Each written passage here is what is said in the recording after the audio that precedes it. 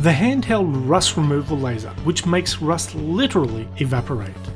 I could not believe what I was seeing when I first came across this device on YouTube, a laser that cleanly removes rust and other surface contaminants without eating away the metal underneath. When aimed at a metal surface, the dirt layer and any oxides underneath will absorb the energy and evaporate. The metal underneath will not absorb the laser energy, leaving nothing but a clean surface ready for welding and painting. So how does it work? Well, the system uses short pulses of laser light at 1000 watts, producing microplasma bursts along with thermal pressure and shock waves to sublimate the rust and separate it from the metal without damaging the piece.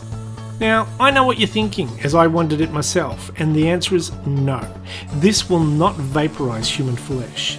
Amazingly, aiming the laser at your finger doesn't even hurt at all. Material removal is halted when the laser is applied to a clean surface because it only sublimates rust. Sublimation is the act of changing the state of metal to a gas form, skipping the liquid phase. The device can be set for a certain depth to skim away surface rust, paint and filler, leaving a prepared surface for work. What would have normally taken someone hours to clean and prepare for welding or painting is now done in no time at all.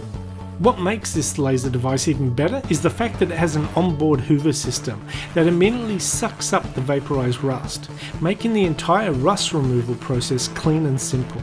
Unfortunately, there is a rather large drawback: the cost.